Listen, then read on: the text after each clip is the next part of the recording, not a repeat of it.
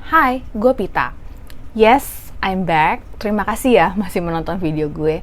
Setelah skip sebulan, gue kali ini membagikan budget gue untuk April 2023. Gue pikir toh masih bulan April ini masih relevan. Bulan April biasanya merupakan bulan dimana penghasilan gue yang terbesar karena ada beberapa pemasukan in addition kepada gaji. Tahun ini penghasilan gue bertambah karena beberapa faktor. Gaji bulanan, THR lebaran, bonus kinerja, dividen investasi, dan interest dari beberapa fixed rate gue. Tanpa berlama-lama, inilah budget gue. Biaya hidup cash, ya sudahlah ya.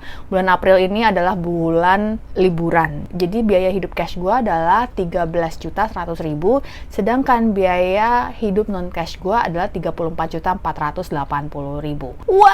What happened, Pita? Ya, itu untuk bayar hal-hal yang biasa lah. Listrik, air, parkir bulanan, tol, telepon, internet, arisan, dan budget untuk holiday. Ya iyalah, dengan libur lebaran jadi memang peningkatan pengeluaran juga, dan itu gue faktorin dalam biaya hidup selama bulan April ini.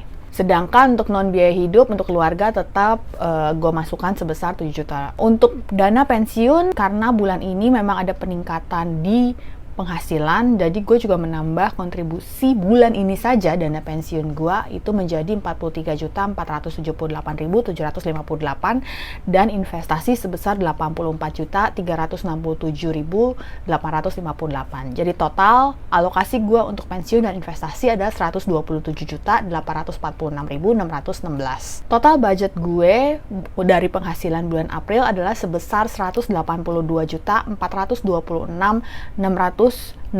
Wow, ini terus terang adalah penghasilan gue yang paling besar seumur hidup gue, dan gue nggak yakin apakah tahun depan gue juga tetap masih bisa akan mendapatkan pendapatan seperti ini. Jadi gue berusaha untuk memastikan agar pendapatan ini bisa gue alokasikan sebaik-baiknya untuk tujuan finansial gue. 70% itu gue alokasikan untuk pensiun dan savings, 26% itu untuk biaya hidup cash, non-cash, termasuk juga untuk biaya jalan-jalan, dan non biaya hidup gue adalah tetap 4%. Karena bulan Maret kemarin gue tidak melakukan budget, jadi gue terus terang tidak punya rekornya. Jadi dibandingkan saja ya antara bulan April dan Februari 2023. Bulan Februari gue itu bisa savings 53%, sedangkan biaya hidup cash dan non-cash gue savingsnya 33% dan non-biaya hidup 14%. Ya terus terang ini juga pasti tidak balance dibandingkan dengan bulan lalu. Tapi kalau dilihat itu ada peningkatan yang signifikan walaupun secara persentase mengecil, tapi jumlah biaya hidup gue meningkat dari 16.130.000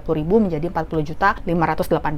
Yes, itu memang termasuk dengan biaya jalan-jalan gue selama lebaran. Fokus gue untuk bulan ini sebenarnya lebih urgent itu untuk mengontrol lifestyle inflation. Mungkin seperti yang sudah lo perhatikan yang tadi gue bilang, dari bulan ke bulan ada peningkatan di biaya hidup gue. Apabila biarkan terus-menerus akan berpengaruh terhadap rasio angka financial independence gue. Emang awal tahun biasanya gue ada peningkatan penghasilan, namun ternyata ini mengakibatkan meningkatnya juga biaya hidup yang gue keluarkan. Sementara savings rate gue tetap di 50 dan 60%. Padahal seharusnya jika ada peningkatan sebesar 10%, idealnya savings rate gue juga bertambah 10%, bukan tambahnya di pengeluaran. Saat ini memang belum terlalu kelihatan dampaknya karena gue memang sedang di bulan penghasilan tinggi. Tapi kalau di bulan berikutnya saat penghasilan gue tidak setinggi ini, gue harus bekerja lebih keras untuk mencapai target savings rate gue kalau pengeluaran gue tidak gue tekan. Selain itu, gue sudah beberapa bulan terakhir menyiapkan sinking fund untuk mengganti kendaraan gue. Gue berencana membeli sebuah kendaraan second yang umurnya 2-3 tahun untuk mengganti kendaraan yang gue pakai sekarang yang memang mungkin sudah saatnya diganti. Sebenarnya ujian yang paling besar itu adalah bulan depan. Terus terang beberapa bulan terakhir ini gue merasa agak kurang motivasinya. Tapi dengan membuat video seperti ini jadi accountability gue juga agar tidak kehilangan arah dalam mencapai tujuan financial independence. Anyways, enough about me. How about you? Semoga lu tetap semangat dalam mencapai tujuan finansial masing-masing ya. Ingat, it's not about how much you make, it's about how you manage your money. Salam!